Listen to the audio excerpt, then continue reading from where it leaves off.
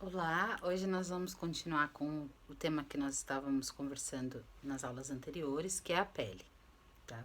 Bom, a pele ela tem três camadas, como dito anteriormente: a epiderme, a derme e a hipoderme.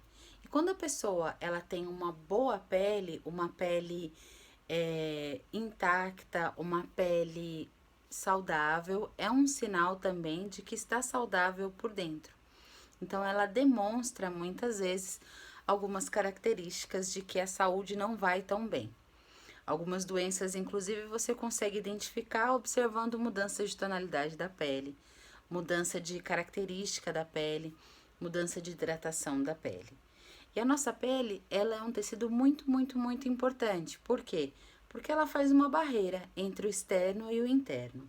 Na nossa pele, como eu disse também anteriormente, nós temos a microbiota, que são os micro-organismos que fazem parte da nossa defesa, que nos defendem de inúmeros agentes que podem causar doenças no nosso corpo. Então é importante que essa pele ela sempre esteja saudável, ela sempre esteja intacta para que seja possível o nosso corpo trabalhar dentro do equilíbrio.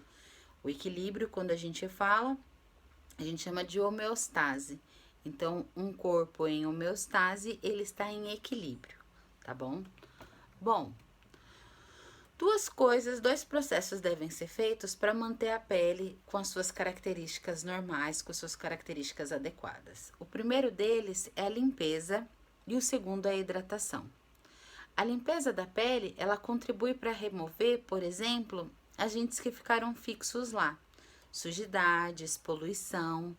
Então a gente limpa a pele para remover esses componentes. Além disso, existe a possibilidade, por exemplo, de micro-organismos que podem causar doenças estarem instalados na pele e precisarem somente de uma portinha aberta para poderem penetrar o organismo. Então, a higienização da pele ela também previne que algumas doenças aconteçam, que algumas doenças acometam o nosso corpo. Tudo bem? Bom, a higienização, aliás, e a hidratação, ela é primordial e essencialmente para manter o conteúdo de água que a gente tem na epiderme, tá? Como eu disse anteriormente para vocês, a gente não dá água para a pele através da hidratação. A gente impede que perca água. Então, quando a gente hidrata esse tecido, a gente está impedindo que a água seja perdida ali, tá? Bom, a limpeza diária, ela serve para remover células mortas, né, da nossa pele. Então, a gente pode utilizar tanto as células mortas quanto impurezas, tá? Vocês já devem ter percebido que quando tá muito seco, quando o tempo tá muito seco, existe uma percepção de que tem muita sujeira aderida na pele, principalmente na pele do rosto. E além disso, as células mortas. Eu não sei se vocês sabem, mas durante o período de 30 dias, nós trocamos toda a nossa pele do corpo. Trocamos. Ela é renovada uma vez por mês.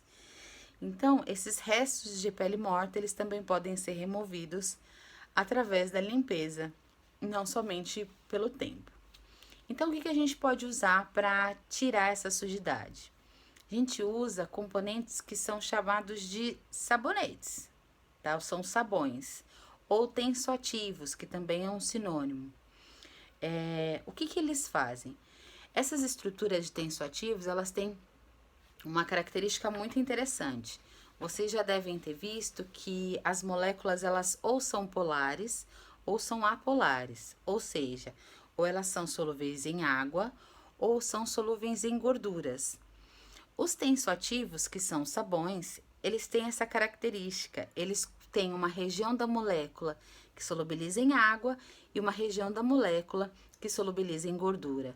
Por que isso é importante para fazer a limpeza? Porque quando você passa o sabão, aquela parte que se liga às gorduras vai se ligar à sujidade que está na pele, e aí quando você enxaguar, aquela outra parte da molécula que solubiliza em água vai se ligar à água e ela vai sair por completo. Então ela vai ser carregada, a sujidade vai ser carregada dessa maneira. E existem dois tipos de tensoativos diferentes, tá? Isso é muito importante na cosmetologia. Existem tensoativos que eles fazem muita espuma, mas eles limpam pouco. E existem tensoativos que não fazem espuma ou fazem pouca espuma e limpam muito. Vocês, se já usaram em algum momento da vida de vocês shampoo anti-resíduo, vocês devem ter percebido que o shampoo anti-resíduo ele não espuma. Ele faz assim uma espuminha muito pequenininha, muito vagabunda.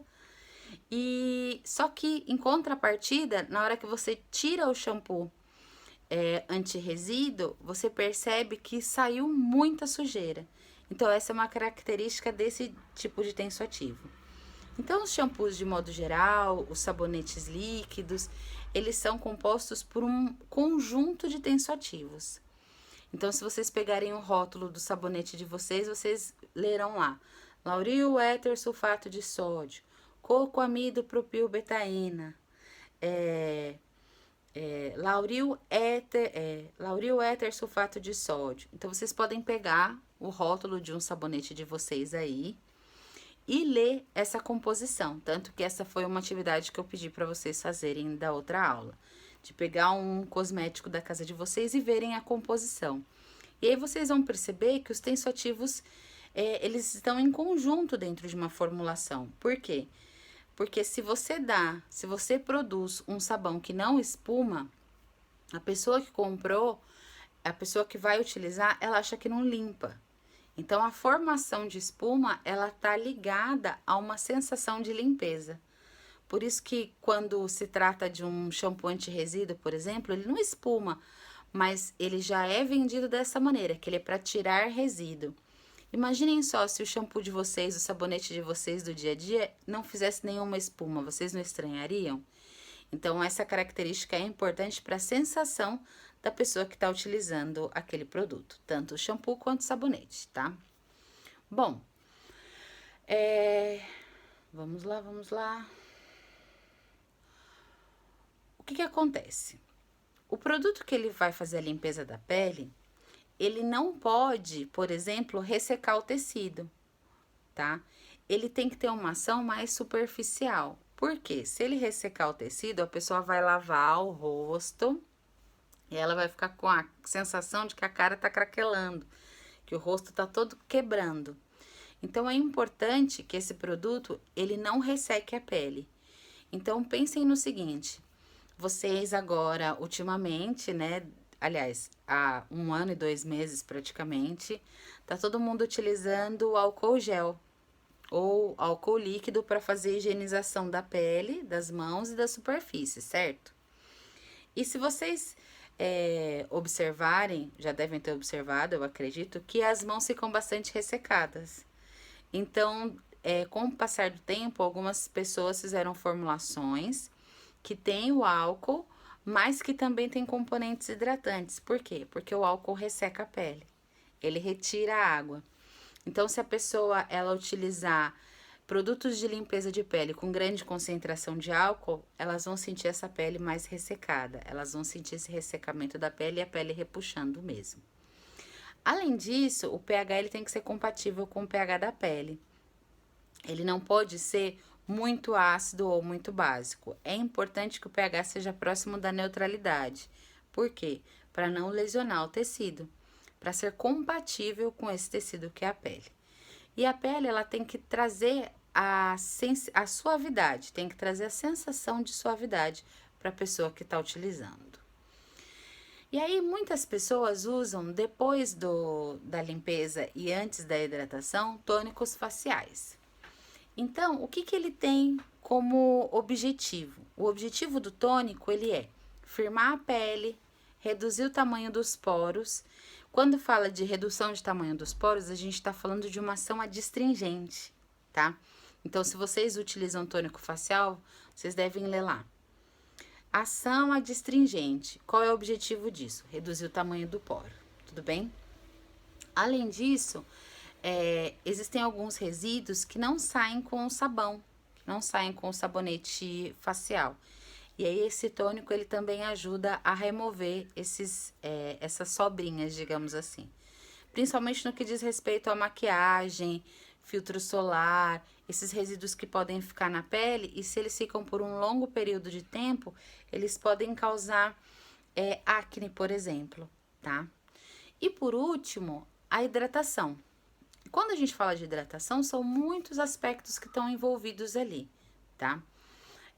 Existem hidratantes que são mais suaves, existem hidratantes que são mais potentes, e eu falei na outra aula para vocês as manteigas, né? As manteigas têm um poder de hidratação muito grande. Por quê?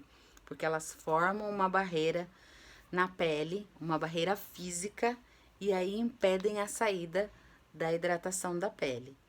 Então, uma pessoa que tem tendência à pele acneica, tem tendência à acne, ou tá na adolescência e tem grande formação de acne por conta de questões hormonais, essa pessoa ela tem que usar hidratantes mais suaves ao toque. Muitas vezes esses hidratantes, eles são na forma de gel. Então, consegue fazer uma barreira, porém não é uma barreira tão grossa, tão dura, tão forte. Dura no sentido de força, tá, gente? Não dura no sentido de dureza, tá?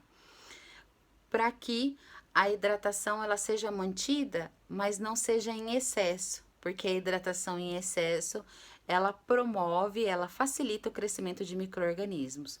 Porque como eu disse para vocês ontem, micro-organismo gosta muito de água. É essencial para os micro-organismos crescerem a presença de água, tá? Então, coisas que não estragam, que não são contaminadas por micro-organismos ou têm um prazo de validade muito longo, são produtos que têm baixíssima concentração de água, baixíssima quantidade de água. Bom, além disso, essa suavidade da nossa pele, ela é adquirida através da hidratação. Então, uma pele hidratada, ela é uma pele mais suave, ela é uma pele mais elástica, ela é uma pele mais resistente, tá?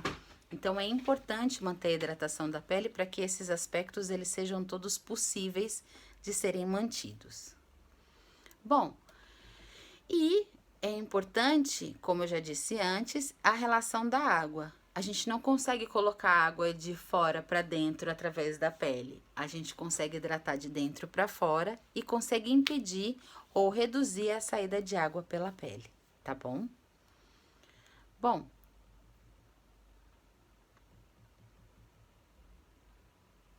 e como é que é perdida a hidratação da pele? Eu vou acompanhando na apostila de vocês para não esquecer de falar nada, tá, gente? A pele ela pode perder a hidratação de algumas maneiras. Por exemplo, no vento.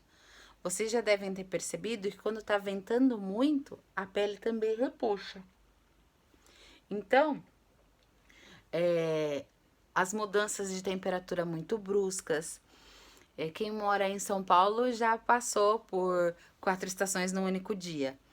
Quando a gente tem um dia de 4 estações, a gente percebe no fim do dia que a pele ela tá menos hidratada, que a pele ela tá mais opaca, que ela perdeu um pouco da sua característica, um pouco do seu brilho. Então, pode ser favorecida por isso. Vocês devem ter percebido também que muitas vezes quando vocês não tomam água o suficiente ou tá muito quente, vocês perdem muita água, sentem o ressecamento da pele. Vocês, em algum momento da vida, já devem ter se exposto ao sol sem protetor solar. E aí vocês perceberam ao longo dos dias que a pele foi ficando ressecada, ressecada, ressecada e ela descascou. Por quê? Porque a perda de água foi tão grande naquele tecido que esse tecido morreu. Então teve que vir uma nova pele para reconstituir aquele tecido e aí descasca. É importante, não retirem as casquinhas quando vocês descascarem, tá? Seja machucado ou seja por queimadura solar. Por quê? Porque daí vocês podem causar manchas na pele.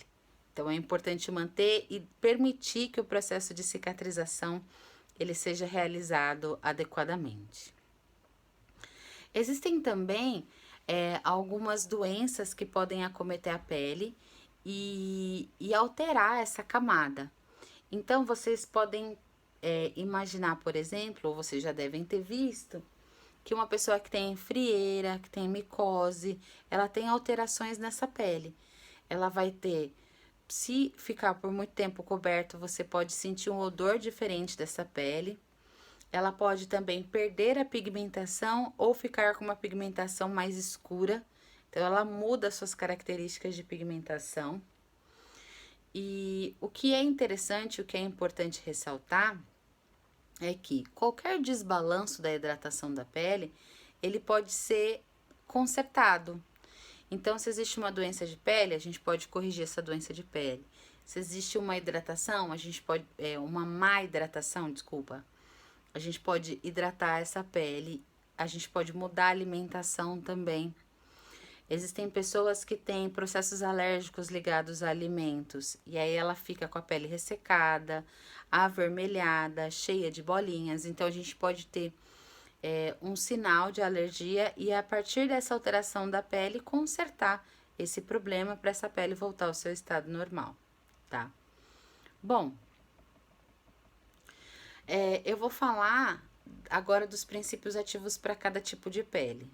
Então, se a pele ela é normal, ela já é uma pele equilibrada. Então, tanto a limpeza quanto a hidratação, elas devem ser suaves, tá? Porque ela já tem o próprio equilíbrio.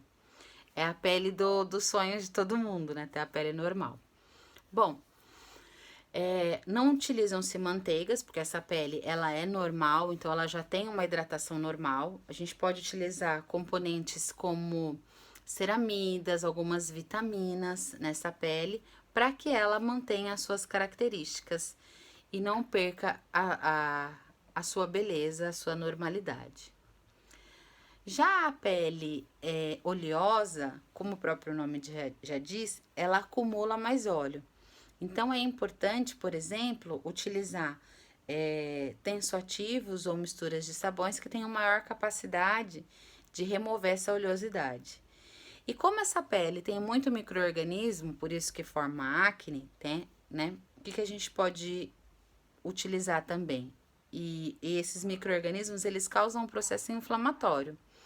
Então, podem ser utilizados componentes anti-inflamatórios. O mais utilizado para a pele oleosa, atualmente, é o ácido salicílico. Então, vocês já devem ter visto, se não viram, na próxima oportunidade vejam que produtos para pele oleosa em geral contêm ácido salicílico. Por quê? Porque ele desinflama aquele tecido, tá? Ele desinflama localmente. Você vai lá, você aplica e ele desinflama. Essa pele, ela deve ser hidratada, mas ela deve ser hidratada geralmente com componentes à base de água, ou seja, os géis. Os géis, eles são à base de água, tá bom, gente? Eles têm essa característica. Então, é a água com um agente gelificante. Esse agente gelificante, ele pode ser de vários tipos, tá? O mais comum, o mais famoso agente gelificante é o Carbopol. Além do Carbopol como agente gelificante, podem ser utilizados natrozol, a própria gelatina, agar-agar e as gomas, tá? Então, são vários agentes gelificantes que vão melhorar a consistência ali e podem ser utilizados em produtos para pele oleosa. Já a pele seca, ela tem que ter a gente tem que ter muito cuidado para tratar essa pele para não piorar a condição que ela já tem, tudo bem? Então, devem ser utilizados tensoativos mais suaves para não remover o pouco de oleosidade e hidratação que essa pele tem. Então, a gente evita retirar mais ainda dessa oleosidade. A gente pode utilizar alguns componentes de origem vegetal, por exemplo, que ajudam bastante, porque eles não são tão gordurosos, mas eles conseguem dar hidratação para essa pele. Porque um grande problema da pele seca é fazer ela virar o oposto completo. Você hidrata tanto essa pele que ela passa a ficar oleosa e acneica. Então, a gente tem que ter cuidado nessa hidratação para que não seja o oposto completo dela. Já a pele mista, a gente tem que ter também uma limpeza suave, ela tem que ser feita umas 2 vezes ao dia. E a hidratação tem que ter esse cuidado de ser componentes não comedogênicos. O que significa isso? São componentes que não entopem os poros, ou seja, que não facilitam a formação de cravos e espinhas, tá? Quando vocês lerem no rótulo produto não comedogênico, é isso que significa. São produtos que não facilitam a formação de cravos e espinhas. E eles são ideais para pele mista. E essa pele mista, ela pode ser esfoliada também. Eu não falei de esfoliação anteriormente, vou falar agora. A esfoliação é um processo de aceleração da remoção da pele morta na pele. Então, ela pode ser feita, ela deve ser feita, mas ela não deve ser feita diariamente, tá? Se a esfoliação ela é feita diariamente, ela pode causar grandes prejuízos, ela pode causar lesões, inclusive, na pele. Então, a gente tem que ter um pouco de cuidado com a esfoliação dessa pele. Ela tem que ser feita de acordo com o tipo de pele, da exposição às sujidades e do quanto vocês reidratam essa pele, o quanto vocês corrigem a hidratação dessa pele. Então, o ideal é que seja feita a limpeza com sabão, seja feita a esfoliação e depois hidratação, independente do tipo de pele, utilizando-se o hidratante correto para aquela pessoa. Um outro ponto importante da esfoliação é que agora virou uma tendência e é uma ótima tendência que substituíram os microplásticos dos agentes esfoliantes. Estão substituindo gradativamente. Antigamente, até pouco tempo atrás, quando você via um esfoliante, ele tinha aquelas bolinhas bem pequenininhas de plástico. Essas bolinhas, elas facilitavam a remoção dessa pele morta. Só que todo o esgoto vai para o mar. Eu não sei se vocês sabem, mas ele vai, em algum momento, se encontrar com as águas, seja água do mar propriamente dita, ou água de rio. Então, esses microplásticos, que são essas bolinhas bem pequenininhas, estavam poluindo muitos lugares e é muito difícil de você retirar esse tipo de poluição. Então, para evitar a piora da questão da poluição, os microplásticos têm sido substituídos por componentes minerais e vegetais, inclusive. Então, existem hoje esfoliantes vegetais à base de coco, né, a casca do coco.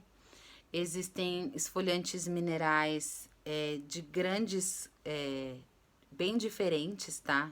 Nós temos esfoliantes minerais de componentes argilosos. Então, hoje em dia utiliza-se muitas argilas, né? Argila branca, argila verde, argila preta. São todos agentes esfoliantes também e eles têm essa característica de serem minerais, tá? Então, só para relembrar, só para a gente não se perder, a nossa pele ela tem os 3 processos essenciais: higienização, tonificação e hidratação. Então, quando forem observar, forem indicar ou utilizar em si mesmos hidratantes, tenham em mente essas características de cada um dos tipos de pele. Eu espero ter ajudado. A gente se vê daqui a pouco.